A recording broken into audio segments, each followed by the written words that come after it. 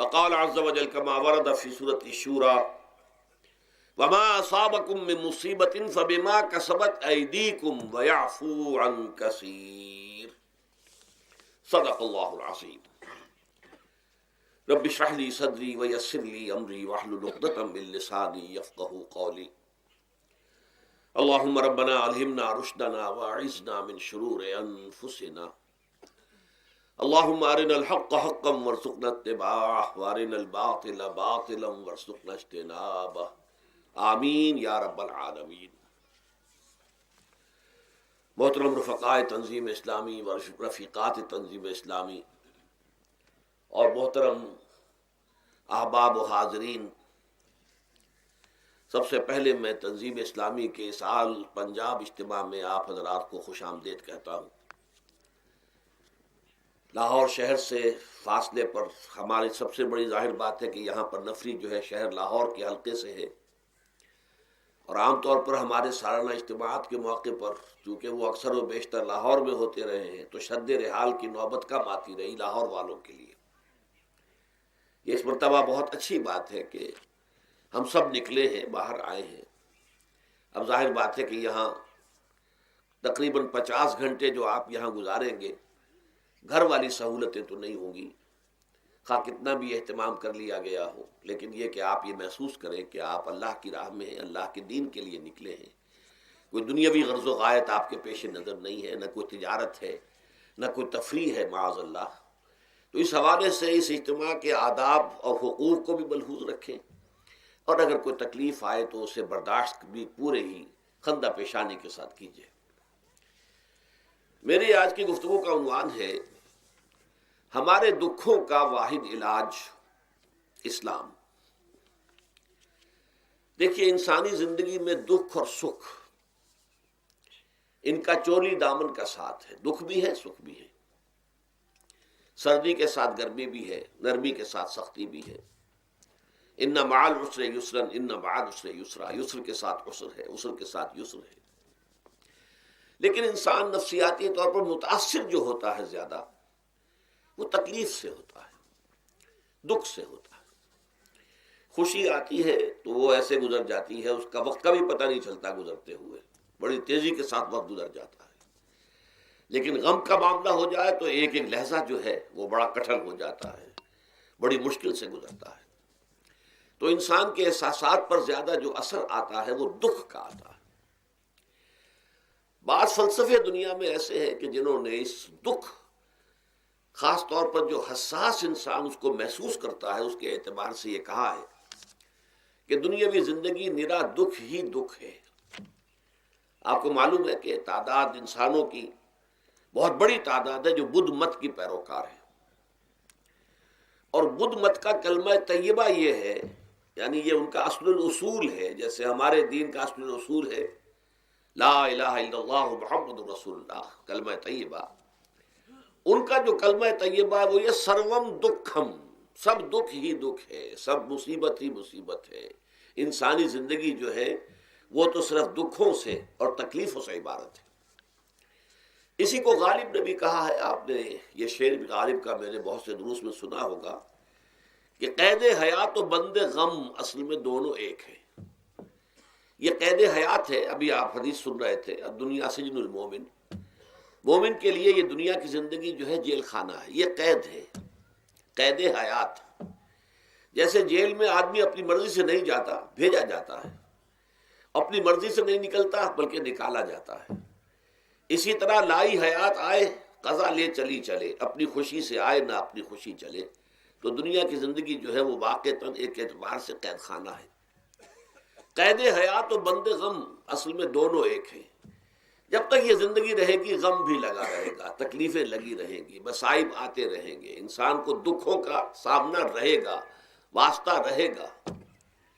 موت سے پہلے آدمی غم سے نجات پائے کیوں؟ ظاہر بات ہے جب تک زندگی ہے تو غم ہے، تو موت سے پہلے نجات نہیں مل سکتی.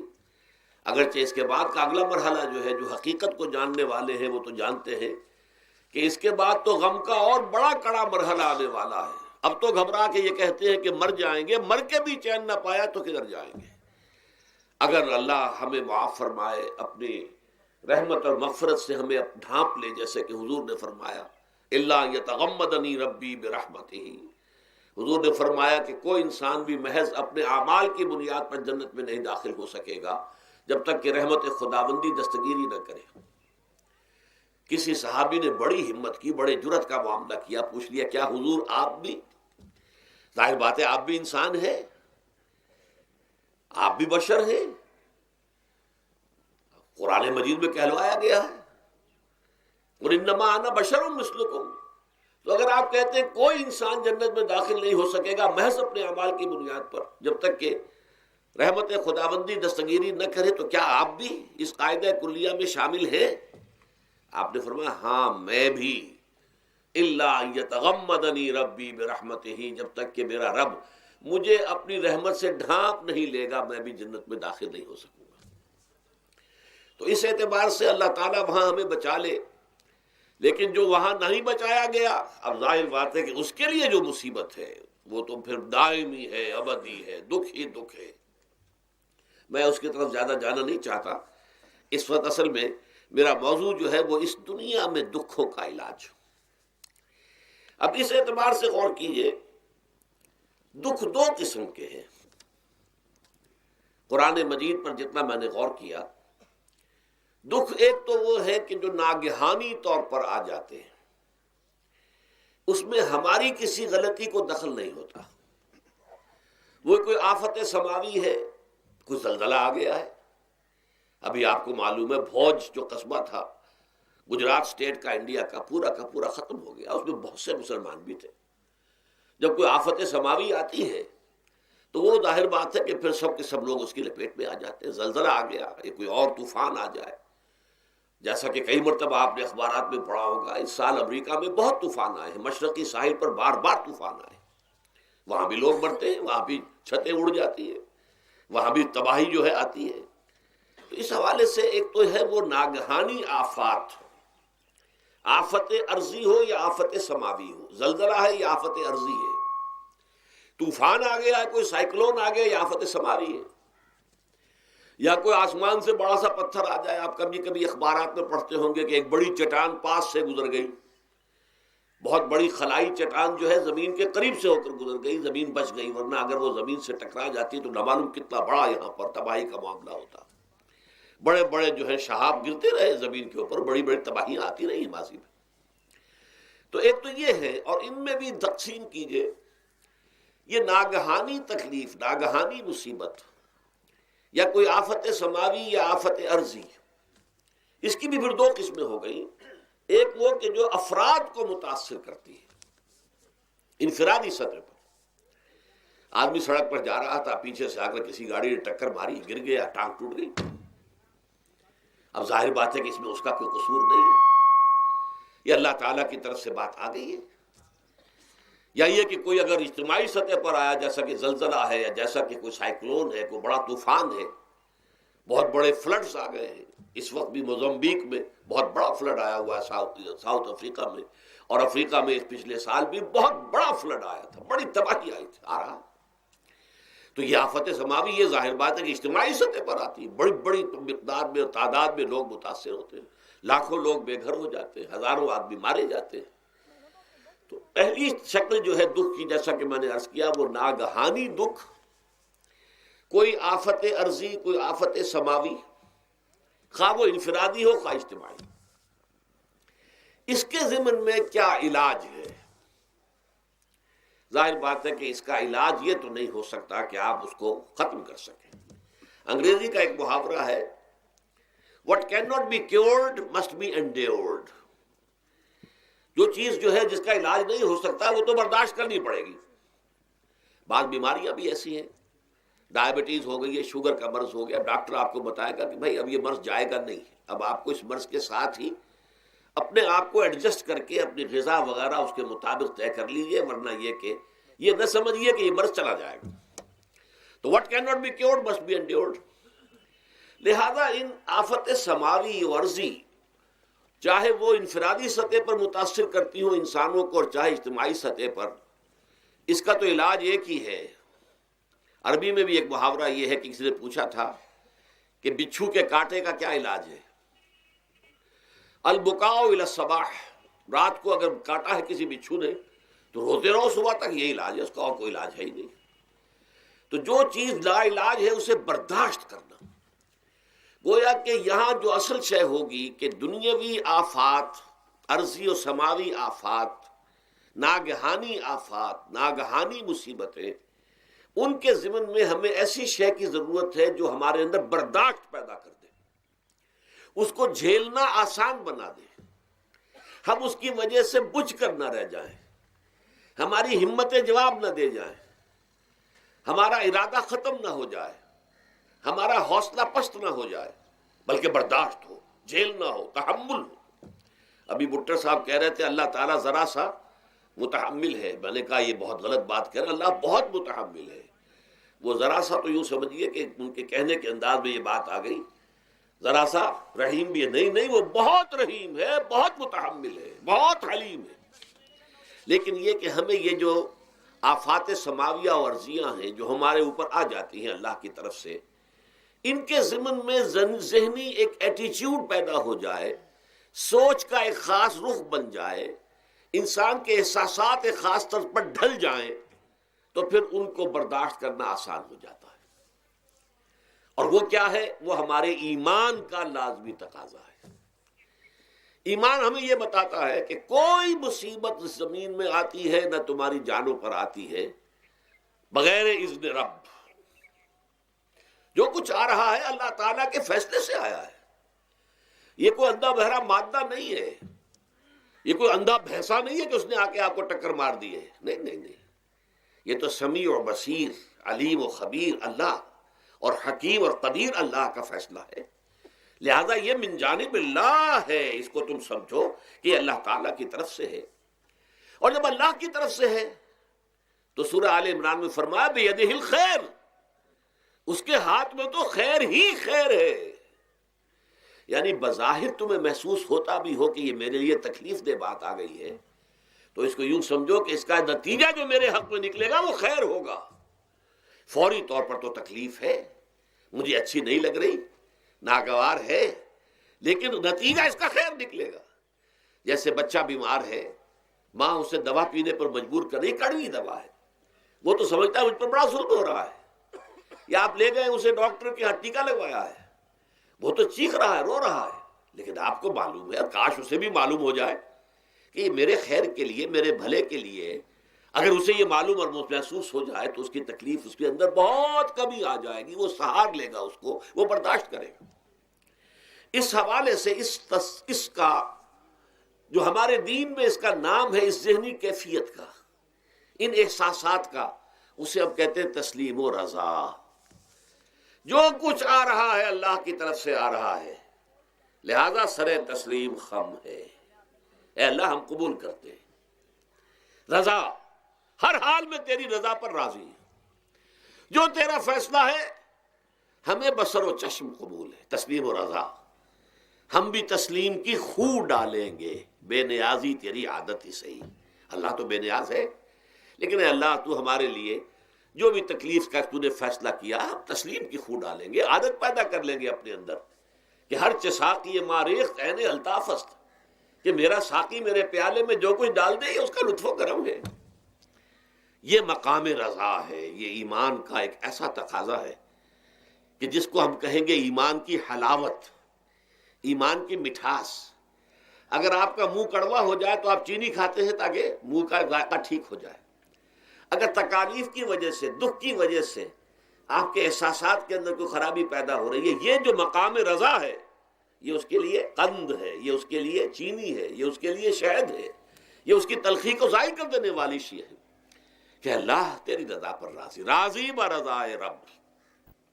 اب اس کے ضمن میں سمجھئے، یہ تو اصولی بات میں نے آپ کو بتا دی، اس کی تین کیفیات ہو سکتی ہے کیوں اللہ کی طرف سے یہ چیزیں آتی ہیں۔ سب سے پہلی شے ہے، اب وہ جو آیات میں نے سنائی تھی وہ سن لیجئے پہلے ترجمہ۔ سورہ تغابن میں فرمایا ما صاب من مصیبت الا باذن اللہ، دیکھو کوئی مصیبت تم پر نہیں آ سکتی، نہیں آتی مگر اللہ کے اذن سے۔ ومن یؤمن باللہ، اور جو شخص اللہ پر ایمان رکھتا ہو یہد قلبہ، اللہ اس کے دل کو ہدایت دے دیتا ہے، اس کے دل کو سکون عطا کر دیتا ہے، وہ راضی برضائے رب ہو جاتا ہے، اس میں شکوہ نہیں رہتا، اس میں شکایت نہیں ہوتی، اس میں تلخی نہیں ہوتی، کیوں ہو گیا، کیسے ہو گیا، کیوں ہو گیا، نہیں ہونا چاہیے، نہیں نہیں نہیں۔ یہ سارا جو پیچ آدمی کھاتا رہتا ہے نا اندر ہی اندر، وہ جو پیچ کھا رہا ہے، یہ سب پیچ سے نجات مل گئی۔ برو کشید سے پیچا کہ ہست بود مرا، چے اقدہا کے مقام رضا کشود مرا۔ یہ پیچ کھانا جو ہے، پیچا کے ہست بود، اس سے اللہ تعالیٰ نے مجھے نجات دے دی ہے مقام رضا کے ذریعے سے۔ کتنے بڑے بڑے عقدے میرے حل ہو گئے اس مقام رضا سے، چے عقدہا کہ مقام رضا کشود میرا، میرے تو بہت سے عقدے اس سے حل ہو گئے۔ اس حوالے سے ایک موٹی بات تو یہ ہو گئی، لیکن اب اس کو 3 حصوں میں تقسیم کیجئے۔ پہلی بات یہ کہ یہ اللہ کی طرف سے آزمائش کے طور پر آتے ہیں۔ آزمائش، میرا بندہ اس پر صبر کرتا ہے یا نہیں، یا میرے خلاف بکواس کرنے پر آمادہ ہو جاتا ہے۔ اللہ تو ایسا ہے، اللہ نے تو ہم پر کبھی کرم کیا ہی نہیں ہے، اللہ تو ظالم، معاذ اللہ معاذ اللہ معاذ اللہ۔ کہیں ایسا تو نہیں، میرا بندہ جو ہے تکلیف کو جھیلتا ہے میری وجہ سے، یہ سمجھ کے کہ اللہ کی طرف سے آئی۔ یہ سب جو ہے یہ بہت بڑی کامیابی ہے اگر انسان کو حاصل ہو جائے۔ اور اس صبر کے نتیجے میں 2 اور باتیں پیدا ہوتی ہیں۔ یہ مضامین علیحدہ علیحدہ دروس کے اندر آتے رہے ہیں، لیکن آج ایک نئے عنوان کے تحت جمع ہو کر آ رہے ہیں۔ پہلی بات یہ ہوتی ہے کہ یہ امتحان کا نتیجہ کیا نکلتا ہے کہ آپ نے ایک امتحان پاس کیا تو آپ کے اگلے درجے میں ترقی ہو جاتی ہے۔ 5ویں کا امتحان پاس کر لیا نا تو 6ٹھی میں جائیں گے، اب 6ٹھی کا امتحان پاس کریں گے تو 7ویں میں جائیں گے، 7ویں کا پاس کریں گے تو 8ویں میں۔ درجہ بدرجہ انسان کی دینی، ایمانی اور روحانی ترقی کا ذریعہ یہ آزمائش بنتی ہے۔ جتنا اس میں صبر ہوگا، جتنا اس میں تسلیم و رضا جو ہے آپ حاصل کرتے جائیں گے تو آپ کے درجے بلند ہوتے چلے جائیں گے۔ آپ کا امتحان کڑے سے کڑا آئے گا، بڑے سے بڑا آئے گا، مشکل سے مشکل تر آئے گا۔ ایک وقت میں ایم اے کا امتحان بھی آپ کو دینا ہوگا، ایک وقت میں ہو سکتا ہے پی ایچ ڈی کے لیے تھیسس آپ لکھیں، پھر اس کے اوپر جو ہے ٹیم بیٹھی ہوئی اور آپ سے وہ بحث کرے، جرا کرے آپ سے، وہ بھی کرنا ہوگا۔ لیکن یہ کہ اگر پرائمری ہی میں فیل ہو گئے تو اس کا سوال ہی پیدا نہیں ہوتا کہ کبھی آپ ایم اے کا یا پی ایچ ڈی کا تھیسس بھی لکھیں۔ اور اسی کو دوسرے انداز میں کہا گیا ہے قرآن مجید میں، وَلِيُبْلِيَ الْمُؤْمِنِينَ مِنْهُ بَلَاءً حَسَنًا۔ اصل میں ابلا کہتے ہیں، بلا یبلو جو ہے عربی زبان میں آتا ہے آزمانا۔ خلق الموت والحیات لیبلوکم ایکم احسن عملا، یہی معنی ابتلا کے میں، ابتلا یبتلی آزمانا۔ ابلا یبلی جو آتا ہے باب افعال سے، اس میں آتا ہے کسی کو کسی تکلیف میں ڈال کر اس کو نکھارنا، کہ اس کا جوہر نکھر جائے، اس کے اندر جو خیر ہے وہ اور چمک جائے، لوگوں کو بھی معلوم ہو جائے کہ یہ شخص اس مقام کا اہل ہے، اس کے اندر یہ صلاحیت ہے، اس میں یہ قوت موجود ہے۔ تو یہ گویا کہ اہل ایمان کی صلاحیتوں کو نکھارنے کے لیے اور ان کے درجات کی ترقی کے لیے بھی اللہ تعالیٰ دنیا کے اندر یہ مصیبتیں اور امتحانات جو ہیں آزمائش کے حوالے سے افراد پر بھی اجتماعی طور پر بھی لاتا ہے۔ اور ایک اس کا اور بھی ہے، اہل ایمان پر اس طرح کے ابتلاء و آزمائش کی ایک نوعیت اور بھی ہے، اور وہ یہ ہے کہ جو بھی آپ سے غیر ارادی طور پر، یا یہ کہ آپ نے کوئی گناہ ارادی طور پر بھی کر لیا، اللہ تعالیٰ اس کی سزا اسی دنیا میں دے کر آخرت کی سزا سے محفوظ کر دیتا ہے۔ گویا کہ اس سے بڑا خیر کیا ہوگا؟ یہاں کی سزا کیا ہے؟ جھیل لی آپ نے، بخار آ گیا، ٹانگ ٹوٹ گئی، چلیے 3 مہینے آپ بستر پر پڑے رہے نا، اور کیا ہوا؟ کچھ نہیں۔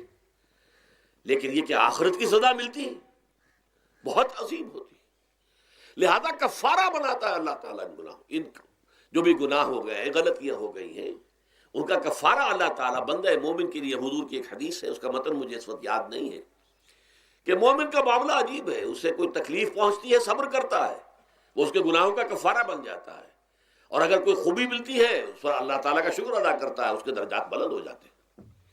تو یہ معاملہ جو ہے اللہ تعالیٰ کی طرف سے بندہ مومن کے حق میں خیر، کہ در حقیقت اس کے ان گناہوں کی پاداش کہ جو اس نے یہاں کر لیے ہیں، یہی دنیا میں دے کر دھو دیا جائے، پاک کر دیا جائے، جیسے آپ کو معلوم ہے دھوبی جو ہے کپڑے کو بھٹی میں چڑھاتا ہے، گرم پانی میں ڈالتا ہے کہ نہیں ڈالتا، تاکہ اس کا میل نکلے، اس کے آگے پٹکتا بھی ہے ذرا اس کو تاکہ وہ میل اچھی طرح چھٹ جائے اس سے۔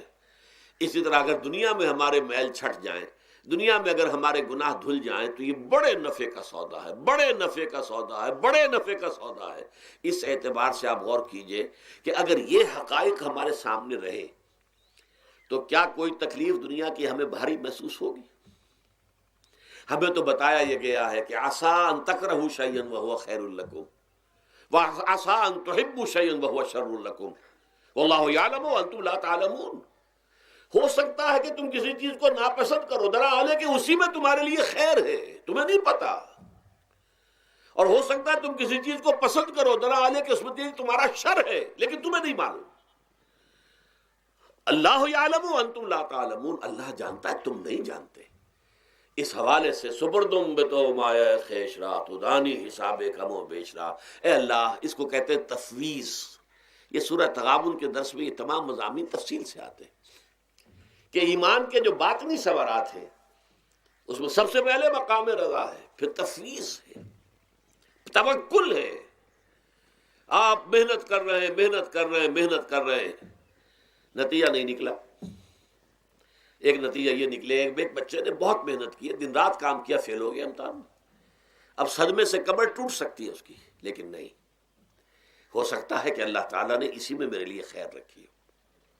اس لیے کہ ہماری محنت سے کچھ نہیں ہوگا، ہمارے مادی وسائل سے کچھ نہیں ہوگا، ہوگا اللہ کے اذن سے، اللہ کی مرضی سے، اللہ کی مشیت سے۔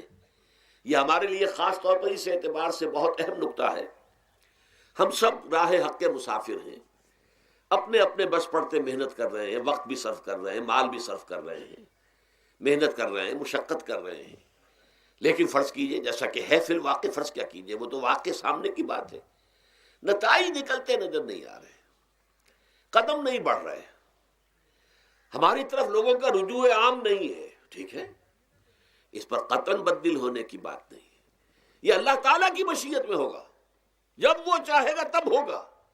ہمارا کام یہ کہ اپنا فرض ادا کیے چلے جائیں بس، اور نتیجے سے بالکل ذہن کو اپنے منقطع کر لیں، ذہن کا کوئی تعلق آپ کے نتیجے کے ساتھ نہ رہے۔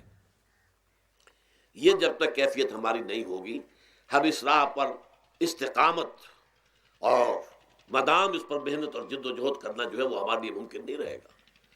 اس کے لیے میں اگر آپ کے سامنے رکھوں معاملہ کہ حضور صلی اللہ علیہ وسلم کے جو پہلے 10 برس ہیں، جب سے آپ کو آغاز ہوا ہے وحی کا، اس کے بعد سے پہلے 10 برس دن رات کی محنت، شدید مشقت، یہاں تک کہ اللہ بھی روک رہا ہے، نبی آپ اپنے آپ کو ہلاک کر لیں گے، لعلک باخع نفسک الا یکونوا مؤمنین، کیا آپ اپنے آپ کو اس صدمے میں ہلاک کر لیں گے؟ یہ ایمان نہیں لا رہے، اس قدر صدمہ۔ لیکن اس کے ساتھ یہ ہے کہ یہ نہیں ہے کہ نتیجہ نہیں نکل رہا تو کام چھوڑ کے بیٹھ جائیں، نہیں، معاذ اللہ، معاذ اللہ۔ نتیجہ نہ نکلے تو حضرت نوح علیہ السلام کی عمر بھی اگر حضور کی ہوتی، 950 برس بھی حضور دعوت دیتے تھے، آپ کا کام تھا، آپ کا فرض تھا۔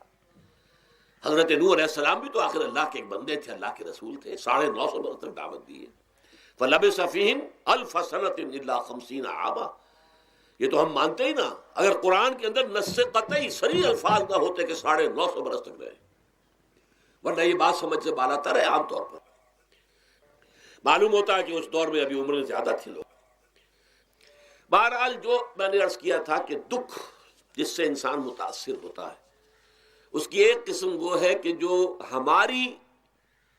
ہمارے ارادہ اور اختیار سے باہر، اللہ کی مشیت سے، اللہ کے اذن سے، اللہ کی مرضی سے آتا ہے۔ اس کے لیے ہمارا کام صرف برداشت ہے۔ جو شے بھی ہمیں برداشت کی صلاحیت عطا کر دے وہی اس کا علاج ہے۔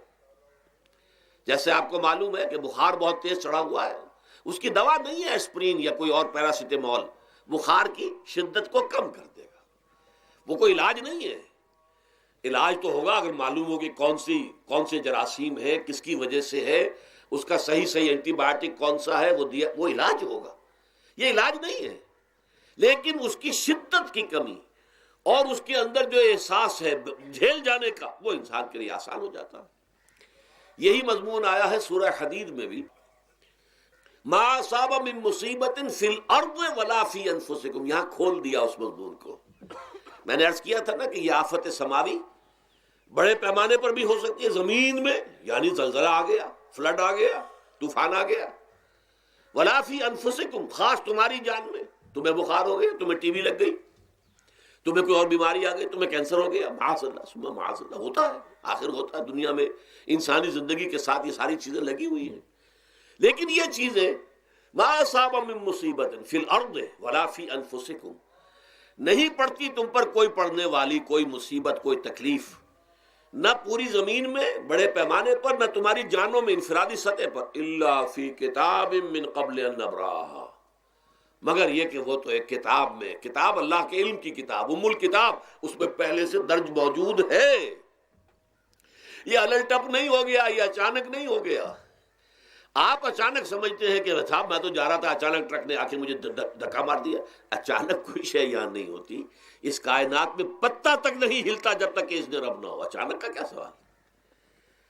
تو در حقیقت جو ہوتا ہے وہ اللہ تعالیٰ کے علم میں پہلے سے ہے، علم کامل، ما کان وما یکون، جو کچھ ہوا جو کچھ ہوگا، مستقبل ماضی کل کا کل آنے واحد میں اللہ کے علم میں موجود ہے۔ لہذا یہاں اچانک کچھ نہیں ہوتا، جو بھی آیا ہے اللہ کے اذن سے آیا ہے، اور یہ پہلے سے اللہ کے علم کے اندر موجود تھا، لکھا ہوا تھا، الا فی کتاب من قبل ان نبراہا ان ذلک علی اللہ یسیر۔ یہ تمہیں تو مشکل نظر آئے گا لیکن اللہ پر بڑا آسان ہے، اللہ کا علم کامل ہے، ما کانا ما یکون کو حاوی ہے، لکہ لا تاسوا علی ما فاتکم، تاکہ تم افسوس نہ کیا کرو ان چیزوں پر جو تم سے چھوٹ جائیں، جاتی رہیں، چھن جائیں۔ کوئی موقع تھا ہاتھ سے نکل گیا، کوئی دولت تھی اس پر ڈاکہ پڑ گیا، کوئی اور مصیبت ہے وہ آ گئی، کوئی عزیز فوت ہو گیا، اکلوتا بیٹا تھا فوت ہو گیا، وغیرہ وغیرہ۔ ما فاتکم، فات سے ہی فوتیدگی ہے نا، جو شے بھی نکل جائے، چلی جائے، ہاتھ سے جاتی رہے، چاہے وہ کوئی آپ کا عزیز تھا جو فوت ہو گیا تو آپ کے ہاتھ سے نکل گیا، یا کوئی مال تھا جو آپ کے قبضے سے نکل گیا، ڈاکہ پڑ گیا، چوری ہو گئی، نقصان ہو گیا کاروبار میں بہت بڑا، اس پر افسوس نہ کیا کرو۔ اگر افسوس کرو گے تو اس کا مطلب کیا ہوگا کہ تمہیں اللہ پر اعتماد نہیں ہے، یا تم سمجھتے ہو کہ اللہ کے سوا بھی کوئی ہے جو یہ کام کر سکتا ہے۔ کائنات میں تو ایک ہی کی مرضی چلتی ہے، وہ ہے اللہ۔ لہذا اگرچہ وہ کسی کے ذریعے سے تکلیف آپ کو پہنچی ہے، کسی نے آپ کو پتھر مارا ہے، وہ پتھر ہو سکتا ہے آپ کو نہ لگتا، لگ گیا ہے تو اللہ کے فیصلے سے لگا ہے، اس کا باپ بھی نہیں پتھر مار سکتا آپ کو اگر اللہ کا اذن نہ ہو۔ لہذا آپ پتھر مارنے والے کو بھی مجرم سمجھیے، ٹھیک ہے، اس سے بھی قصاص لینے کا آپ کو حق ہے، لیکن یہ جان لیجئے کہ جو آیا ہے پتھر وہ اذن رب سے آیا ہے۔ اب ظاہر بات ہے کہ اگر یہ کیفیت ہوگی تو غصہ اتنا نہیں ہوگا اس شخص پر کہ جس نے یہ کام کیا ہے، بلکہ ہو سکتا ہے آدمی مسکرا کے رہ جائے، جیسے کہ وہ میں واقعہ سناتا رہا ہوں اپنے دروس میں کہ ایک درویش مرش آدمی جا رہا تھا، جو رب کرے سو ہو، جو رب کرے سو ہو، جو رب کرے سو ہو۔ کسی شخص نے پتھر اٹھا کر دے مارا، اس کے سر پہ لگ گیا، کہ اس نے پیچھے پلٹ کر دیکھا کس نے مارا ہے، اس نے کہا مجھے کیا دیکھتے ہو، جو رب کرے سو ہو، یہ تو رب کے مارنے سے۔ اس نے کہا مجھے تو یہ پتھر رب کے مارے ہی لگا ہے، لیکن میں دیکھ یہ رہا تھا بیچ میں کس کا منہ کالا ہو گیا، اپنے لیے کس نے ایک گناہ کما لیا، اپنے لیے کس نے ایک مصیبت جو ہے وہ مول لے لی، وہ بیچ میں تم آ گئے ہو۔ پتھر اللہ کی طرف سے آیا ہے، لیکن اس کا عذاب، اس کا وبال تم پر آ جائے گا۔ بہرحال یہ تو میں نے عرض کیا آپ کے سامنے، وہ چیزیں کہ جو آ جاتی ہیں، وہ تکالیف، وہ مصائب جو اللہ کی طرف سے من جانب اللہ ہے، اس میں آپ کسی کو مورد الزام نہیں ٹھہرا سکتے، وہ آپ پر آ گیا۔ دوسری تکلیفیں وہ ہیں جن کے لیے فارسی میں کہتے ہیں خود کردہ، اپنے ہاتھوں جو مصیبتیں آتی ہیں۔ اس کے لیے میں نے آپ کو سورہ شورى کی آیت سنائی ہے، ما اصابکم من مصیبت فبما کسبت ایدیکم ویعفو عن کثیر۔ جو مصیبت بھی تم پر آتی ہے انسانوں، وہ تمہارے اپنے ہاتھوں کے کرتوتوں کی وجہ سے آتی ہے، اور ابھی تو اللہ بہت سی چیزوں کو تو معاف بھی کرتا رہتا ہے، ہر تمہاری غلطی پر پکڑتا نہیں ہے، ہر خطا کے اوپر تمہیں سزا نہیں دیتا ہے، کوئی سزائیں معاف بھی کرتا رہتا ہے، عفو و درگزر سے بھی کام لیتا ہے، بہت متحمل اور حلیم بھی ہے، بہت رحیم اور غفور بھی ہے اور کریم بھی ہے، لیکن یہ کہ یہ جان لو کہ ایک مصیبتیں وہ ہیں جو تمہاری اپنی پیدا کرنے ہیں، بما کسبت ایدیکم، تمہارے اپنے ہاتھوں کی کمائی۔ یہ کون سی خود کردہ، یہ در حقیقت ہے اجتماعی نظام جو انسان بناتا ہے۔ اس اجتماعی نظام کو غلط کر کے اگر اس نے اپنے لیے مصیبتیں کھڑی کر لی، مصیبت ہے لیکن یہ مصیبت تمہارے اپنے ہاتھوں کی لائی ہوئی ہے۔ تم نے نظام غلط بنایا ہوا ہے، تم نے دولت کی تقسیم غلط کی ہوئی ہے۔ اللہ نے تو رزق پیدا کر دیا اور سب کے لیے کافی ہے، یہ تم نے کیا ہے کہ ایک طرف کچھ لوگوں کے کھتے بھرے ہوئے ہیں اور ایک طرف کوئی فاقے سے مر رہا ہے۔ یہ خود کردہ ہے، یہ ہمارا کبھی ہے، یہ تم نے نظام غلط بنایا ہے۔ یہ جو نظام کے اندر خرابی ہے یہ تمہاری اپنے کرتوت ہیں، تم نے خود نظام کے اندر غلطی رکھی ہوئی ہے، ناانصافی گھولی ہوئی ہے، اس کا زہر گھولا ہوا ہے، یہ تمہارے اپنے کرتوتوں کی وجہ سے، اور اس کا علاج تمہیں کرنا پڑے گا خود۔ اور وہ علاج کیا ہوگا؟ اور نظام کو صحیح قائم کرو، اللہ کا دیا ہوا نظام، نظام عدل و قسط۔ یہی وجہ ہے کہ سورہ حدید کی جو آخری آیت میں نے پڑھی تھی وہ کیا تھی؟ اللہ تعالیٰ فرماتا ہے کہ ہم نے تو اپنے رسولوں کو بھیجا اس لیے، کتابیں نازل اس لیے کی، لقد ارسلنا رسلنا بالبینات، ہم اپنے رسولوں کو بھیجتے رہے معجزوں کے ساتھ، واضح نشانیوں کے ساتھ۔ وانزلنا معهم الکتاب والمیزان، ان کے ساتھ ہم نے کتاب اتاری، میزان اتاری۔ یہ سارا کچھ ہم نے کس لیے کیا؟ لیقوم الناس بالقسط، تاکہ لوگ عدل پر قائم ہوں۔ اب اگر تم نے اس عدل کے نظام کو چھوڑ کر اللہ کے دیے ہوئے نظام کو تج کر تم نے خود اپنا نظام بنا لیا، تو ظاہر بات ہے سرمایہ دار جب نظام بنائے گا تو وہ مزدور کے بارے میں نہیں سوچ سکتا، اسے تو اپنی مصلحتیں نظر آئیں گی، اس کے سامنے تو اپنا نفع ہوگا، جتنا زیادہ سے زیادہ نفع کما لو، جتنا ان مزدوروں کا خون نچوڑ سکوں نچوڑ لو۔ زمیندار نظام بنائے گا تو وہ بیچارے کاشتکار، مزارع، ہاری اس کی مصلحت نہیں دیکھ سکتا، وہ تو کہے گا مجھے اپنے بچوں کو انگلستان بھیجنا ہے تعلیم کے لیے، مجھے اپنے لیے جو ہے اسلام آباد میں بھی بنگلہ بنانا ہے اور پری میں بھی بنانا ہے، اور پھر مجھے تو ایئر کنڈیشن بنگلے چاہیے ہر جگہ پر۔ وہ تو اپنے مصلحت کو دیکھے گا۔ وہ غریب کے ساتھ کیا بیت رہی ہے جو دن رات کی محنت اور مشقت کر رہا ہے، جس نے ہل چلایا ہے، جس نے بیج ڈالا ہے، جس نے پانی دیا ہے، جس نے فصل کی دیکھ بھال کی ہے، جس نے پھر فصل کاٹی ہے، اس کے لیے تو بمشکل 2 وقت کا گزارا، وہ بھی بمشکل، اور اس کے علاوہ نہ اس کے بچے کے لیے علاج معالجے کی کوئی سہولت ہے، نہ اس کی اولاد کے لیے تعلیم کی کوئی کا بندوبست ہے، لیکن یہ کہ اسی کی محنت کے نتیجے میں عیش اڑا رہا ہے وہ زمیندار اور جاگیردار، ان کے محل ہیں، ایئر کنڈیشنڈ ہیں، ان کے بچے انگلستان اور امریکہ میں تعلیم حاصل کرتے ہیں، اب آگے بڑھ کر انہوں نے کارخانے دار بھی وہ بن گئے۔ وہی لوگ ہیں کہ جو اعلیٰ تعلیم حاصل وہ کرتے تھے وہی بیوروکریٹس بنتے ہیں، انہی میں بڑے بڑے افسر آئیں گے۔ عام آدمی جو ہے وہ تو شاذ نکل آتے ہیں، کچھ لوگ بہت ذہین بچے بھی ہوتے ہیں، غربا کے بچے بھی ہوتے ہیں، کبھی کبھی نکل آتے ہیں، لیکن وہ تو کوئی 1-2 دانے ہوں گے ایسے جو بہت ہی انتہائی طور پر غیر معمولی طور پر ذہین ہو۔ عام بچہ کہاں کرے گا، کیسے جائے گا؟ لہذا وہ پیچھے رہ جائے گا، وہ جونیئر کلرک ہوگا یا بہت تیر مارے گا سینئر کلرک ہو جائے گا، اپر گریڈ کلرک ہو جائے گا لوور گریڈ کلرک سے بڑھ کر۔ اللہ خیر صلی اللہ، یہ کمشنر کون ہوں گے، ڈپٹی کمشنر کون ہوں گے، یہ تو ظاہر بات ہے اسی، سیکریٹری کون ہوں گے، یہ 22 گریڈ والے کون ہوں گے، 21 گریڈ والے کون ہوں گے، ان کی اکثریت انہی لوگوں میں سے ہوگی۔ اس حوالے سے یہ جو غلطی، یہ جو دکھ ہے، یہ دکھ تمہارا اپنا پیدا کرتا ہے، اور خود کردہ رہا علاج نہیں، اس کا علاج اور کچھ نہیں ہے جب تک کہ تم خود اپنے طرز عمل کو نہیں بدلو گے۔ اب یہ جو دکھ ہے میں اس میں سے چند کو آپ کے سامنے گنوانا چاہتا ہوں۔ دیکھیے، سب سے پہلا دکھ جو دنیا میں انسان نے خود پیدا کیا سماجی سطح پر، یہ پیدائشی طور پر نیچ ہے اور یہ پیدائشی طور پر اونچا ہے، یہ مسلی ہے اور یہ سید ہے۔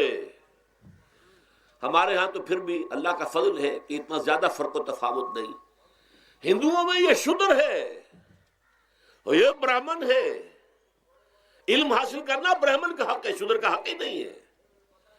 اور شودر کے کان میں اگر اشلوک بھی پڑ جائے کہیں بغیر ارادے کے، کہیں جا رہا تھا اور کہیں گیتا کے اشلوک ہو رہے تھے، اس نے سن لیے، تو اس کی سزا کیا ہے؟ سیسا جو ہے اس کو پگھلا کر اور وہ اس کے کان میں ڈال دیا جائے تاکہ سماعت ہی ختم ہو جائے۔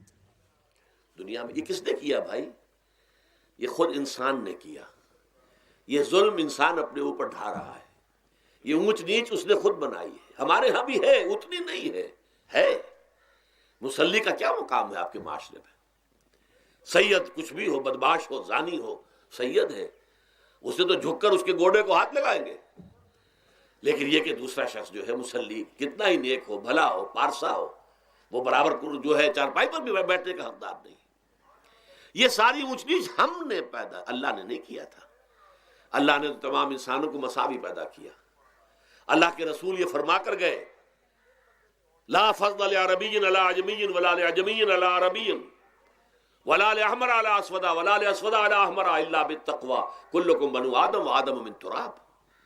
دیکھو، کسی عرب کو کسی اجمی پر فضیلت نہیں ہے، کسی اجمی کو کسی عرب پر کوئی فضیلت نہیں ہے، کسی گورے کو کسی کالے پر فضیلت نہیں ہے، کسی کالے کو کسی گورے پر فضیلت نہیں ہے، الا بالتقوی۔ یہ اگر فضیلت ہے تقوی، کون خدا ترس زیادہ ہے، کس کے اخلاق زیادہ بلند ہیں، کون نیک اور پارسا زیادہ ہے، کون لوگوں کی خدمت زیادہ کرتا ہے، اس کے اعتبار سے درجہ بلند ہوگا۔ پیدائشی طور پر تمام انسان بالکل مساوی ہے۔ پھر ہمارے معاشرے میں جو ظلم ہوتا ہے، دو طبقات ہیں جو حضرات سورہ نساء پڑھتے ہیں، اس میں سب سے پہلے دو طبقات جو کہ گرے ہوئے تھے اس معاشرے میں اور آج بھی گرے ہوئے ہیں، ایک یتیم اور ایک عورت۔ ان دونوں کے لیے ابتدائی سے سورہ نساء کے اندر جو ہے احکام آئے تو ان کے بارے میں آئے۔ یتیموں کو ان کا مال ہڑپ کر جانا، ان کو دھکے دینا۔ ارأیت الذی یکذب بالدین فذلک الذی یدعو الیتیم ولا یحض علی طعام المسکین۔ تم نے کبھی غور کیا اس شخص پر جو کہ جزا و سزا کا منکر ہے؟ وہی ہے کہ جو یتیم کو دھکے دیتا ہے۔ یتیموں پر ظلم ہوتا ہے، وہ آپ کے معاشرے میں پستے ہیں، پٹتے ہیں، ان کا کوئی والی وارث نہیں، ان کی طرف سے کوئی پوچھنے والا نہیں، کوئی بولنے والا نہیں۔ اور پھر یہ کہ اگر اس کا باپ کو مال چھوڑ گیا ہے تو وہ چچا کھا جائیں گے، کوئی اور ولی کھا جائیں گے، ختم کر دیں گے، ہڑپ کر جائیں گے۔ جس پر قرآن مجید کہتا ہے کہ ان الذین یاکلون اموال الیتامی ظلما انما یاکلون فی بطونہم نارا۔ یقیناً وہ لوگ جو یتیموں کا مال ناحق ہڑپ کرتے ہیں، وہ اپنے پیٹوں میں آگ کے انگارے بھر رہے ہیں۔ وَسَيَصْلَوْنَ سَعِيرًا۔ اور یہاں تو دنیا میں جو آگ کے انگارے ہیں وہ محسوس نہیں ہو رہے، آخرت میں ایک طرف وہ آگ کے انگارے ظاہر ہو جائیں گے جو اندر سے جلائیں گے، اور ایک طرف جہنم کی آگ باہر سے جلائے گی۔ یہ دو طرفہ جلن جو ہے ان کو برداشت کرنی پڑے گی۔ ظاہر بات ہے یہ ہمارا اپنا کیا ہوا ہے، یہ اللہ کی طرف سے نہیں ہے، یہ ہم نے نظام غلط بنایا ہے، ہم نے اطوار اپنے برے کر لیے۔ اور دوسرا طبقہ خواتین کا، عورتوں کا۔ سب سے بڑا ظلم اس معاشرے میں کیا ہے؟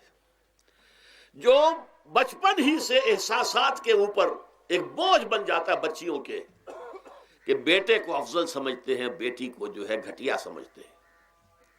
اس قدر ناانصافی، اس قدر ناانصافی۔ اسی باپ کے نطفے سے بیٹا بھی ہے اور بیٹی بھی ہے، اسی ماں کے رحم میں بیٹے نے بھی پرورش پائی ہے، بیٹی نے بھی پرورش۔ بعضکم من بعض، قرآن کہتا ہے تم سب ایک دوسرے میں سے ہو، کوئی افضل نہیں، کوئی گھٹیا نہیں۔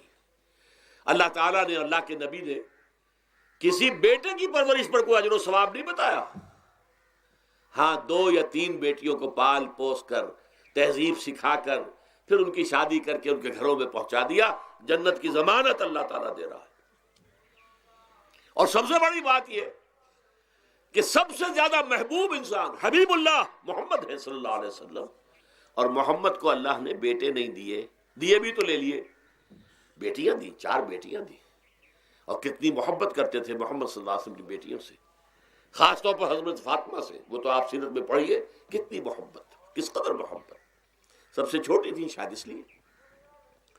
بہرحال پہلی بات تو یہ کہ بچپن ہی سے وہ دعویٰ پڑھنا شروع ہو جاتا ہے بچیوں کے ذہنوں پر کہ ہم کو گھٹیا ہیں، ہمارے بھائی بڑیاں ہیں، ہمارے والدین جو ہیں ان سے زیادہ محبت کرتے ہیں، ہم سے نہیں کرتے۔ پھر شادی میں اکثر و بیشتر لڑکیوں کی مرضی کا کوئی خیال نہیں کیا جاتا. یہ ظلم ہے جو ہم کر رہے ہیں. لڑکی کی مرضی کے بغیر، اس کے اذن کے بغیر، اس کی اجازت کے بغیر کوئی شادی نہیں ہو سکتی. زبردستی وہ بھیڑ بکریاں نہیں ہے کہ جس کے ہاتھ چاہا آپ نے بیچ دیا. معاذ اللہ ثم معاذ اللہ ثم معاذ اللہ. یہ ضرور ہے کنواری بیٹی ہے تو اس سے صرف آپ نے پوچھا اور وہ خاموش رہی، بس یہ بھی کافی ہے. البتہ یہ کہ اگر کوئی سیبہ ہے جس سے پہلے نکاح ہو گیا تھا، بیوہ ہو گئی، یا پہلے شادی تھی ایک خلا لے لی، طلاق لے لی یا طلاق ہو گئی، اس کو تو کہنا پڑے گا کہ ہاں مجھے کوئی اعتراض نہیں ہے اگر میری فلاں شخص سے شادی کر دی جائے، اس کے بغیر نکاح ہو نہیں سکتا. پھر ان سب کے اوپر سب سے بڑا ظلم، یہ تو اللہ تعالیٰ آپ کو توفیق دے تو دوسرا رکوع سورہ نساء کا پڑھیں. کتنی تاکید کے ساتھ احکام آئے ہیں وراثت کے. وراثت مما قل منہ او کثر، چاہے زیادہ مال کسی نے چھوڑا ہو چاہے تھوڑا سا چھوڑا ہو، لیکن وراثت کے احکام جو ہے ان کو نافذ کرنا ہوگا. نصیبا مفروضا، یہ اللہ کی طرف سے حصے ہیں جو مقرر کر دیے گئے ہیں. لیکن ہمارے معاشرے میں کون ہے جو بیٹیوں کو دینے کو تیار ہو اور بہنوں کو دینے کو تیار ہو؟ مجھے تو حیرت ہوئی تھی، مالا کنڈ میں آپ کو معلوم ہوگا ایک دفعہ بڑی تحریک چلی تھی شریعت کے نفاذ کی. مولوی صوفی محمد صاحب بڑے نیک آدمی ہیں، بہت، اس میں کوئی شک نہیں. 80,000 کا مجمع لے کر، جلوس لے کر وہ چل پڑے تھے اسلام آباد کی طرف. جیسے ابھی اکرم آوان صاحب نے دھمکی دی تھی کہ 3 لاکھ میرے پاس ہیں، لیکن وہ 3 لاکھ میں سے وہ تو ان کے ہاں جمع جو ہوئے مشکل 5 سے 6 ہزار آدمی جمع ہوا تھا کوئی. لیکن یہ تو 80,000 کو مالا کنڈ سے لے کر اور دریا اٹک تک تو پہنچ گیا تھا. اللہ کا بندہ، 80,000 کا قافلہ وہاں روکا گیا. لیکن ان سے بھی جب میں نے جا کر بات کی کہ مولانا شریعت آپ نافذ کروانا چاہتے ہیں، لیکن کیا آپ بچیوں کو بھی وراثت کا حق دینے کو تیار ہیں؟ کیا نہیں، یہ تو رواج کا معاملہ ہے. میں نے کہا لا حول ولا قوت الا باللہ. اگر یہ رواج کا معاملہ ہے تو باقی چیزیں بھی رواج کی ہیں. پھر شریعت بدل چکی ہے، اب شریعت کا رواج نہیں رہا، ساری شریعت چھوڑ دیجیے آپ.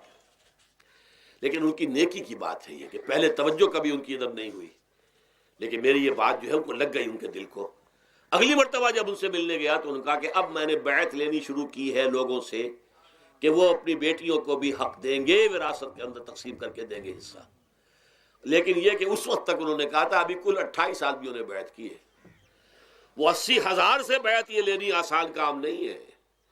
80,000 کو جوش دلا کر شریعت کے نام پر لا کر ٹکرا دینا یہ آسان کام ہے، لیکن 80,000 سے یہ بیعت لینا کہ پورے شریعت پر عمل کریں گے یہ بہت مشکل ہے. یہی تو وجہ ہے ہمارا قافلہ اگر سست گام ہے تو کیوں ہے. ہم یہ کہتے ہیں کہ پہلے میدان میں آنے سے پہلے اپنی ذات پر، اپنے گھر میں دین نافذ کرو، پھر باہر نکلو. اپنی معاش اور اپنی معاشرت پر اسلامی شریعت نافذ کرو، پھر باہر آ کر اسلام کا نعرہ لگانے کا تمہیں حق پہنچتا ہے، ورنہ نہیں. اگر تمہاری اپنی ذات پر دین نافذ نہیں، چہرے پر 12 بجے ہوئے ہو، اللہ تعالیٰ کے نبی کی سنت کا کہیں آثار دور دور تک نظر نہ آ رہے ہو، روزانہ پھاوڑا چلا رہا ہو آدمی نبی کی سنت کے اوپر شیو کر رہا ہو، اور پھر وہ کہے میں اسلام چاہتا ہوں. بھائی اللہ کے بندے، پہلے ذرا یہ کمی پوری کر لے. اور اگر تیرے کاروبار میں کوئی حرام شے ہے، تیری معاش میں کوئی حرام شے ہے، کوئی سودی معاملہ کیا ہو، ختم کر اس کو. اللہ کے بندے، بینک کی سروس کر رہا ہے، چھوڑ اس کو. اگر یہ کام کر لو، بے پردگی اختیار کی ہوئی ہے. اللہ نے تو پردہ سکھایا ہے، اللہ کے نبی نے پردہ سکھایا ہے، شریعت اسلامی نے پردہ رکھا ہے. مردوں اور عورتوں کا اختلاط پسند نہیں ہے. اس پر عمل کرو، پھر آنا میدان میں، پھر دوسروں کی غلطی جو ہے بتانا اس کو کہ یہ تم غلط کر رہے ہو، مشرف تم یہ کر رہے ہو، غلط کر رہے ہو، فلاں تم یہ کر رہے ہو، غلط کر رہے ہو، نواز شریف تم یہ کر رہے ہو، غلط کر رہے ہو. لیکن یہ ہے کہ اس سے پہلے اپنے اوپر. اسی لیے میں نے آپ کو بتا دیا وہ واقعہ کہ انہوں نے بتایا، بعد میں اور بھی آگے ہوں گے انشاءاللہ، مجھے امید ہے. لیکن جب میں ملا تھا تو انہوں نے کہا تھا ابھی صرف 28 آدمیوں نے بیعت کی. بہرحال عورتوں کا ایک حق ہے جو حضور نے بیان فرمایا اور قرآن مجید نے بیان کیا، عاشروہن بالمعروف. عورت کا اکرام ہو، بیٹی کی حیثیت سے بھی، بہن کی حیثیت سے بھی، بیوی کی حیثیت سے بھی، اور ماں کی حیثیت سے تو سمجھو کہ جنت جو ہے وہ ماں کے قدموں تلے ہے۔ الجنت تحت اقدام الامہات، فرمان ہے محمد رسول اللہ صلی اللہ علیہ وسلم کا۔ لہذا اکرام، عورت کا اکرام، عورت کی عزت، بیٹی کی حیثیت سے بھی، بہن کی حیثیت سے بھی، بیوی کی حیثیت سے بھی، اور ماں کی حیثیت سے بھی۔ عاشروہن بالمعروف، اپنی بیویوں کے ساتھ رہو بھلے طریقے پر، نیک طریقے پر، اچھے طریقے پر۔ حضور نے یہاں تک فرمایا خیارکم خیارکم لأہلیکم وانا خیرکم لأہلی۔ دیکھو مسلمانوں، اے میرے صحابیوں، تم میں سے بہتر لوگ وہ ہیں جو اپنے گھر والوں کے حق میں بہتر ہیں، نرمی کرتے ہیں۔ عورت کے بارے میں یہ بھی فرمایا، ایک مرتبہ سواری تیز دوڑا رہے تھے جو بھی اونٹ کو لے کے جانے والے تھے، جبکہ ہودج میں کچھ خواتین سوار تھیں۔ حضور نے فرمایا دیکھو نا، یہ نگینے ہیں جو سوار ہیں، ان کو زیادہ دھکے نہ لگواؤ تیز تیز اونٹ چلا کر، ان کے ساتھ نرمی ہو، ان کے ساتھ نیکی کی جائے، ان کے احساسات کا خیال رکھا جائے، ان کے ساتھ زیادتی نہ ہو، مار پیٹ کا کیا سوال، معاذ اللہ ثم معاذ اللہ۔ ان کے ساتھ جو ہے عاشروہن بالمعروف، بھلے طریقے پر گزارا کرو۔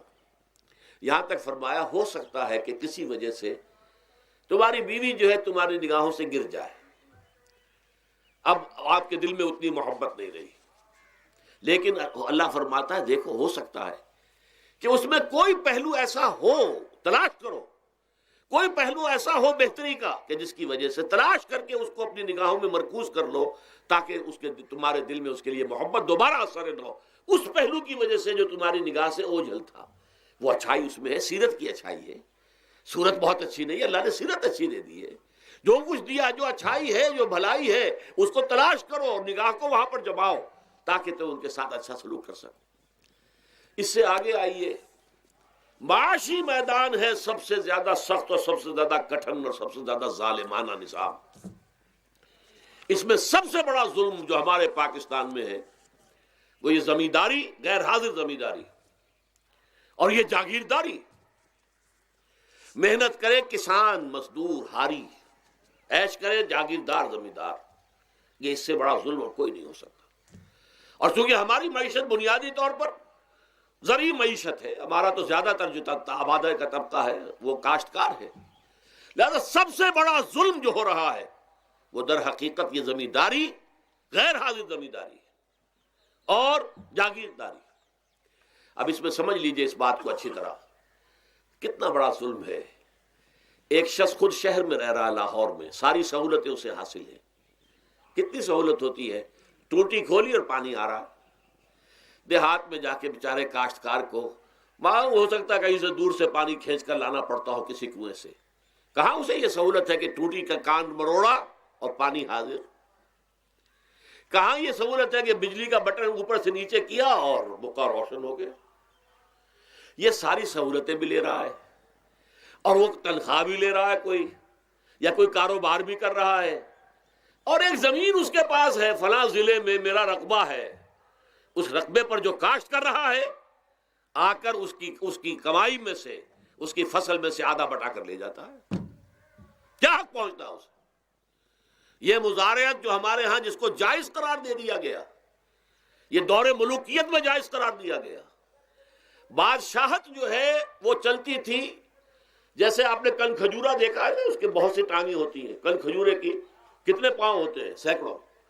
ایسے بادشاہوں کے یہ پاؤں ہوتے تھے، جاگیردار، 3,000 منصبدار، 5,000 منصبدار، 20,000 منصبدار، 30,000 منصبدار، یہ جاگیردار بڑے بڑے علاقے ان کے پاس ہے۔ اب ظاہر بات ہے کہ وہ خود تو کاشت نہیں کر سکتے نا، انہیں تو مزارع چاہیے، لہذا مزارعت کے جائز ہونے کا فتویٰ دیا گیا۔ جب اسلام میں بادشاہت آ گئی، ملوکیت آ گئی اور جاگیرداری آ گئی، جو ملوکیت کے پاؤں ہیں وہ کنسلے کی طرح، کن کھجورے کی طرح اس کے پاؤں ہیں، تو وہ تو جاگیردار ہے۔ یہ ہے جس کی وجہ سے امام ابو حنیفہ نے کہا مزارعت حرام ہے، جس کی زمین ہے وہ کاشت کرے، یا حضور کی حدیث ہے کہ چاہے اپنے بھائی کو دے دے تو ایک دانہ لینے کا حقدار نہیں ہے۔ اگر تو تمہارا کوئی اور ذریعہ معاش نہیں ہے تو ٹھیک ہے، جاؤ کاشت کرو، تمہارا کوئی اور ذریعہ معاش ہے، تمہارا کاروبار ہے، تمہاری دکان چل رہی ہے، تم ملازمت میں ہو، تمہیں تنخواہیں مل رہی ہیں، تمہارا پروویڈنٹ فنڈ بھی جمع ہو رہا ہے، تمہیں تو تمہارے ریٹائرمنٹ کے بعد وہ پینشن بھی مل جائے گی، اور اس کے ساتھ ساتھ تم نے یہ ظلم روا رکھا ہوا۔ زمین اگر ہے یا تو جاؤ کاشت کرو، ورنہ یہ کہ اس زمین کو دے دو اپنے کسی بھائی کو، ملکیت تمہاری رہے گی، کاشت وہ کرے گا تو جو فصل ہوگی اس کی برداشت بھی وہی کرے گا، وہی لے کر جائے گا۔ یہ فتویٰ ہے امام اعظم امام ابو حنیفہ رحمۃ اللہ علیہ کا، یہی فتویٰ ہے امام مالک امام دار الحجرہ امام مدینہ امام مالک رحمۃ اللہ علیہ کا، دونوں کا فتویٰ یہ ہے، اور عظیم ترین یہی دو ہیں، اولین بھی یہی دو ہیں، عظیم ترین بھی یہی دو ہیں۔ امام شافعی بھی شاگرد ہیں امام مالک کے، امام احمد ابن حنبل شاگرد ہیں امام شافعی کے، ٹاپ پر کون ہے؟ امام ابو حنیفہ، ان کے شاگردوں میں قاضی ابو یوسف اور امام محمد امام ظفر، ادھر امام مالک، ان کے شاگردوں میں پھر امام شافعی، پھر ان کے شاگرد امام احمد ابن حنبل۔ ٹاپ پر دونوں یہ کہہ رہے ہیں کہ حرام، مزارعت حرام، جس کی زمین ہے خود کاشت کرے۔ یہاں یہ ہے کہ خود کاشت نہیں کر سکتا تو اپنے بھائی کو دے دے، بس ٹھیک ہے، اس میں سے کوئی حصہ لینے کا وہ حقدار نہیں ہے۔ جو محنت کرے، جو خون پسینہ اپنا لگائے، وہی اس سے ساری جو ہے آمدنی اس کو حاصل ہونی چاہیے۔ یہ مجھے حال ہی میں، یہ آپ کے علم میں ہونا چاہیے، یہ فتویٰ دیا ہے قاضی ابو یوسف اور امام محمد نے کہ مزارعت حلال ہے، جائز ہے۔ شرطیں لگائی انہوں نے کہ بیج بھی زمیندار دے، کوئی جانور وغیرہ ہے تو وہ بھی زمیندار کا ہو، اگر کوئی ٹریکٹر ہے تو اس کی بھی پیمنٹ جو ہے زمیندار کرے، یہ ہے شرطیں۔ یعنی اس کا کوشش کی ہے کہ اس جاگیرداری کا ڈنک جو ہے کم ہو جائے، اس مزارعت کے اندر جو مضرت ہے وہ کم ہو جائے، لیکن یہ کہ اصلاً اسے جائز قرار دے دیا۔ ہمارے ہاں کون شرطوں کو کون دیکھتا ہے، آداب کو کون دیکھتا ہے، قواعد و ضوابط کو کون، ہنیئن مریا، جیسے کہ ماں کا دودھ پیتے ہیں ایسے ہی یہ مزارعت کی جو آمدنی ہے اس کو کھا رہے ہیں۔ حرام ہے، حرام ہے، حرام ہے۔ حال ہی میں ابھی ملاقات ہوئی میری مولانا زاہد الراشدی صاحب، آپ کے بہت قریب گجرانوالے میں، جو اس کی سب سے بڑی مسجد ہے، اس کے خطیب ہیں۔ انہوں نے بتایا ملا علی قاری نے بھی یہ لکھا، جو بہت بعد کے حنفی جو ہے وہ فقیہ ہیں، کہ دلائل تو وہی ہیں جو امام ابو حنیفہ نے دیے ہیں، دلائل تو ان کے ساتھ ہیں، لیکن مصلحت ہے جو جس کے تحت یہ فتویٰ دیا گیا۔ یہاں تک کہ مولانا شبیر احمد عثمانی کے ساتھ دستے راست سمجھ لیجئے، ظفر احمد عثمانی رحمۃ اللہ علیہما، انہوں نے بھی یہ لکھا ہے کہ دلائل تو امام صاحبی کی رائے کے حق میں جاتے ہیں، لیکن یہ کہ ہمارے ہاں تقلید کا ایسا ایک قلادہ گردنوں میں ڈال دیا گیا ہے، کیونکہ ہمارے بزرگوں نے فتویٰ دے دیا، قاضی ابو یوسف نے، امام اور قاضی اور امام محمد نے، لہذا فتویٰ تو اسی پر چلے گا۔ میں نے ان سے بات کی، ان کا ڈٹ کر میں نے کہا میدان میں آئیے، نہ کام کیجیے، جب تک یہ مزارعت ختم نہیں ہوتی ہے، جب تک جاگیرداری اور زمینداری ختم نہیں ہوتی ہے، اس ملک میں کوئی سیاست صحیح آ ہی نہیں سکتی۔ یہ سیاست تو وڈیروں کا، جاگیرداروں کا، بڑے بڑے زمینداروں کا کھیل ہے۔ یہ آپ نے پتہ نہیں نام سنا ہے کہ نہیں، میوزیکل چیئرز گیم، یہ ہوتا ہے ان کا کھیلنے والوں کا، بہت زیادہ دولت والے جو ہیں، یہ ان کا کھیل ہے۔ ان کو کام تو کوئی کرنا نہیں ہوتا، جاگیردار ہے، اسے کوئی کام کرنا ہے۔ وہ بیٹھ کر ایک کلب بنا رکھی ہے، یہ پارلیمنٹ کیا ہے، کلب ہے، وہاں بیٹھ کے وہ اپنا وقت گزاری کرتے ہیں۔ یہ پوائنٹ آف آرڈر آ گیا ہے، اور یہ جو ہے ہماری حقوق جو ہے، پریولیج موشن آ گئی ہے، وہ کرتے نہیں گفتگو بیٹھ کر۔ تو یہ جان لیجئے کہ یہ ظلم کس نے کیا ہے؟ یہ خود کردہ ہے، یہ ہم نے اس نظام کو برداشت کیا ہوا ہے۔ جب تک ہم نہیں اٹھیں گے یہ نظام ختم نہیں ہوگا۔ خود کردہ کا علاج خود ہی کرنا ہوگا۔ یہ غلط نظام جو چلا آ رہا ہے، جب تک کہ اس کو ہم بدلیں گے نہیں، اس کو ختم نہیں کریں گے، اس وقت تک یہ ظلم کیسے ختم ہوگا؟ اس سے آگے آئیے، ایک ہے کارخانے دار۔ کارخانے دار کو اور مزدور کو آپ نے چھوڑ دیا کہ باہم طے کریں۔ کارخانے دار کہتا ہے میں تو صاحب آپ کو 15 روپے دوں گا، کام کرنا ہے تو کریں، نہیں کرتے تو نہ کریں۔ آپ نے زیادہ سے زیادہ یہ کیا کہ نہیں، یہ ویج بہت کم ہے، آپ نے ایک یونین بنا لی، کچھ ہڑتال کر دی۔ اچھا ہڑتال کر دی، 10 دن کی ہڑتال کے بعد غریب مزدور کا تو بچہ ہو سکتا ہے بھوکا مرنے لگے، کارخانے دار کی صحت پہ کوئی اثر پڑے گا؟ اس میں لاکھوں ہیں، کروڑوں ہیں، اس کی صحت پر کوئی اثر نہیں پڑتا۔ لہذا یہ ظلم ہے۔ اس ظلم کا علاج کیا ہے؟ اگر یہ ضمانت ریاست کی طرف سے ہو، حکومت کی طرف سے، کہ اگر تمہیں تمہاری مناسب مزدوری نہیں ملتی مت کرو کام، لیکن تمہارے بچے کو بھوکا ہم نہیں مرنے دیں گے، تمہیں سبسسٹنس الاؤنس دیں گے، ان ایمپلائمنٹ الاؤنس دیں گے، ہم زکوٰۃ کا نظام قائم کریں گے جس کے تحت کہ انڈر رائٹ کر دیں گے، طے کر دیں گے، لکھ دیں گے کہ ہر شہری کی بنیادی ضروریات کی کفالت ریاست کے ذمے ہے۔ اب اگر ایسا ہے تو ایک آدمی پاؤں جما کر بات کرے گا نا کارخانے دار کے ساتھ، ایک امپلائی جو ہے امپلائر سے بات کرے گا پاؤں جما کر، جناب آپ مجھے تنخواہ کم دے رہے ہیں میں کام نہیں کروں گا۔ لیکن اب کیا ہے؟ جناب آپ مجھے تنخواہ کم دے رہے ہیں میں کام نہیں کروں گا، مالک کہتے جاؤ دفعہ ہو جاؤ، پھر وہ کیا کہتا ہے؟ اچھا جی میں اسی تنخواہ پہ کام کروں گا، اس کا تو کوئی فائدہ، اس لیے جائے کہاں وہ؟ مارکیٹ میں تو سرمایہ داروں کا گٹھ جوڑ ہے، انہوں نے کارٹلز بنا رکھے ہیں، وہ تو ظاہر بات ہے کہ وہ ویج نہیں بڑھائیں گے، الا یہ کہ مزدور کی پوزیشن ایسی ہو کہ وہ بھی ڈٹ کر کھڑا ہو جائے۔ اور وہ ڈٹ کر کھڑا کب ہوگا؟ جب اس کو ضمانت ملی ہوئی ہو ریاست کی طرف سے، حکومت کی طرف سے، کہ اگر تمہارے پاس جاب نہیں ہوگا، کام نہیں ہوگا، تمہارے پاس کوئی مزدوری نہیں ہوگی تو تمہیں اتنا وظیفہ تو ہر مہینے ملتا رہے گا جس سے تم اور تمہارے اہل و عیال جو ہے وہ کم سے کم زندہ رہ سکو۔ پھر کھڑے ہو کر بات کر سکتا ہے مزدور، پھر صحیح جو ہے ان کے درمیان معاہدہ ہوگا تو وہ منصفانہ ہوگا، عادلانہ ہوگا۔ جب تک یہ نہیں ہے، اور یہ نظام کیسے ہوگا؟ جب تک کہ زکوٰۃ کا نظام قائم نہ کیا جائے۔ اب زکوٰۃ کا بھی ایک نظام تو وہ تھا جو بدنام کرنے کے لیے زکوٰۃ کو ضیاء الحق صاحب نے نافذ کیا، وہ تو بدنامی ہے، وہ تو سود کا کمیشن ہے، کہ سود میں آپ کو اگر 6% ملتا تھا تو 2.5% انہوں نے کاٹ لیا، 3.5% آپ کو دے دیے، تو سود میں سے حصہ لے لیا ہے نا۔ سود کو حرام کریں اور زکوٰۃ پورے مال پر، سارے تجارتی اموال پر مال زکوٰۃ لے۔ آپ کی دکان میں جناب 10 لاکھ کا مال پڑا ہوا ہے، 2.5% کے حساب سے دے دیجئے، کتنا من اکاؤنٹ آپ کر لیجئے گا۔ کوئی ایک ہے اسٹاکسٹ، آپ کے گودام میں اتنا سٹاک پڑا ہوا ہے، اتنی مالیت کا 2.5% دیجئے، تمہاری اتنی بھیڑیں بکریاں ہیں، اتنی بھیڑیں اتنی بکریاں نکال دو۔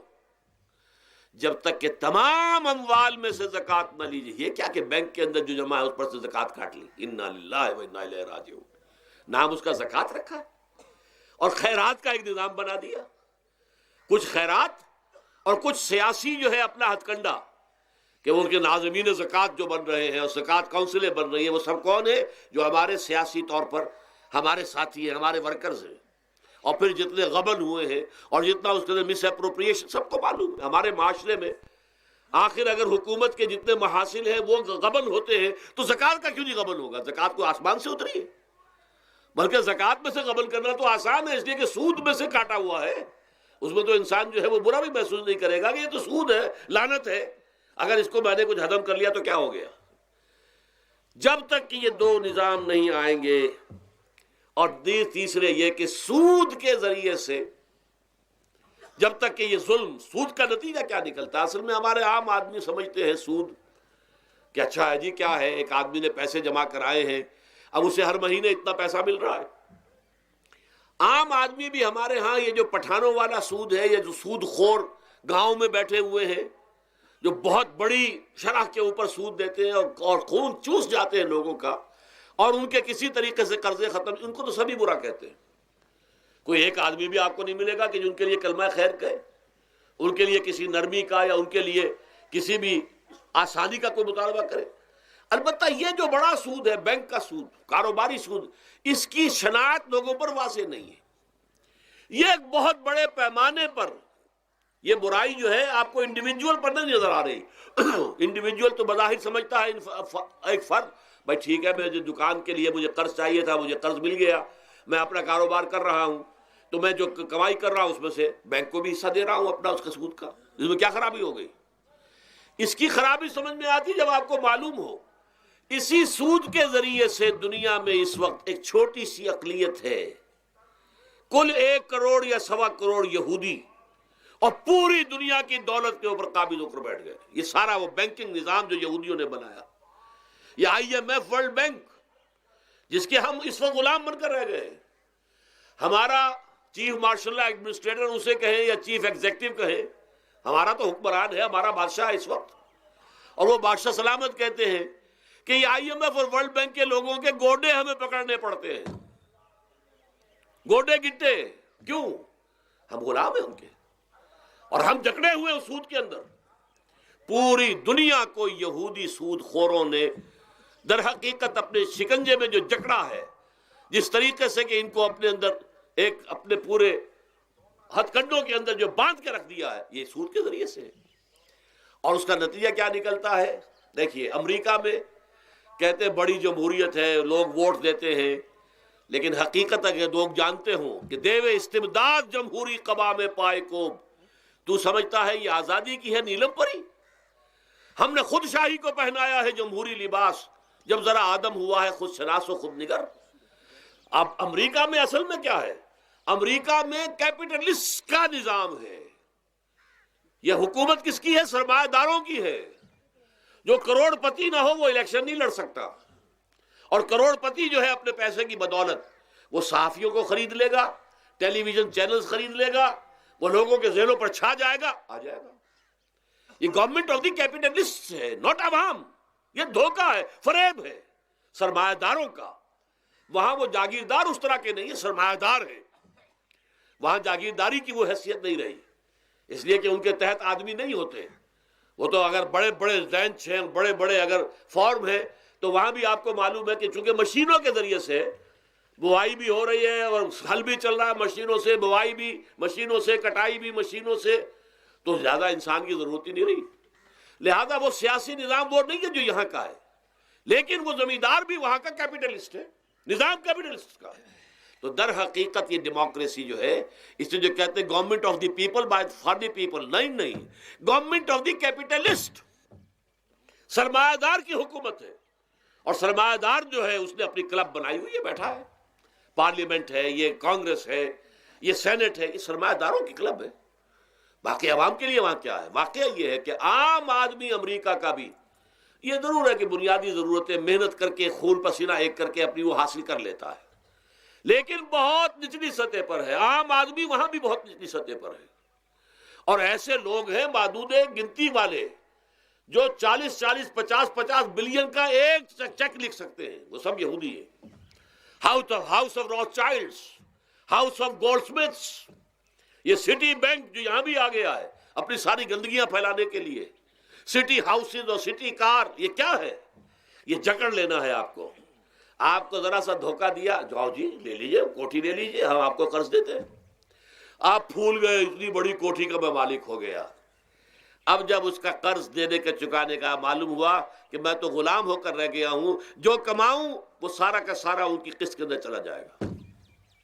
اور اگر خدا نہ خواستہ کہیں ڈیفالٹ کر گیا تو جتنا میں نے دیا تھا وہ بھی ہضم، اور مکان وہ ضبط کر کے اور نیلام کر دیں گے. اللہ خیر صلی اللہ. لیکن وقتی طور پر ذرا سا دھوکہ جو ہو جاتا ہو، دیکھو اتنی بڑی کوٹھی کا میں مالک ہو گیا، دیکھو اتنی لمبی کار میرے پاس آ گئی، دیکھو فلاں شے میں نے حاصل کر لی، لیکن اس کا نتیجہ جو نکلتا ہے وہ تو وہاں والوں سے پوچھئے جس طریقے سے کہ وہ غلام بن کر رہ جاتے ہیں، وہ مزدور بن کر رہ جاتے ہیں. جیسے بھٹوں میں آپ نے دیکھا ہے، بھٹوں میں جو مزدور ہوتے ہیں وہ بکے ہوئے ہوتے ہیں، وہ غلاموں کی طرح ہوتے ہیں. ان کو بلکہ لوگ ایک دوسرے سے خرید کر لے کر جاتے ہیں. ایک بھٹے والا آتا ہے اور دوسرے بھٹے کی جو مزدور جو غلام ہے ان کو وہ وہاں کی پیمنٹ کر کے اور لے جاتا ہے.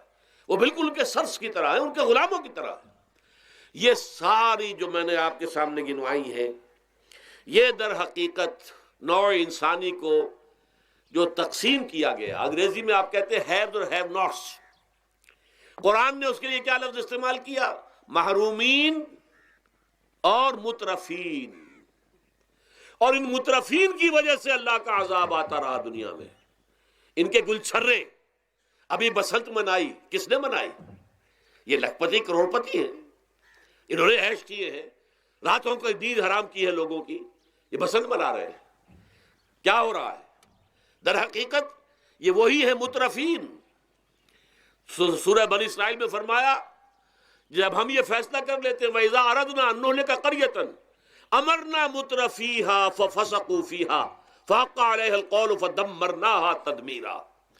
جب ہمارا فیصلہ ہوتا ہے کہ کسی بستی کو، کسی علاقے کے لوگوں کو ہلاک کر دیں، تو مترفین جو ہیں، دولت مند لوگوں کو ہم حکم دے دیتے ہیں، آزادی دے دیتے ہیں، ان کی لگام ڈھیلی کر دیتے ہیں، اس میں فسق و فجور کا بازار گرم کر دیتے ہیں.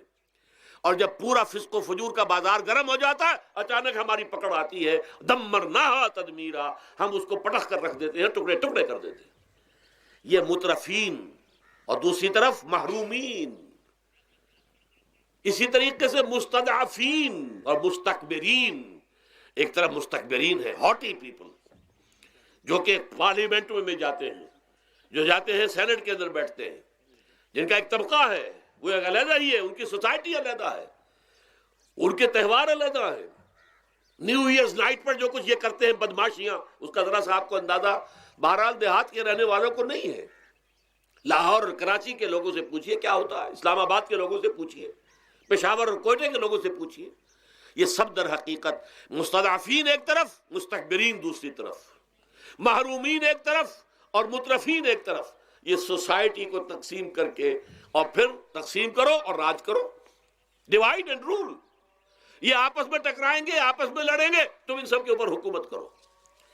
اب ظاہر بات ہے کہ اس کا علاج میں نے عرض کیا تھا نا کہ پہلے قسم کے دکھ تو وہ ہیں جو من جانب اللہ آتے ہیں، اس کا تو سوائے برداشت کے کوئی مادہ نہیں، کوئی اس کا اور ہمارے پاس چارہ نہیں.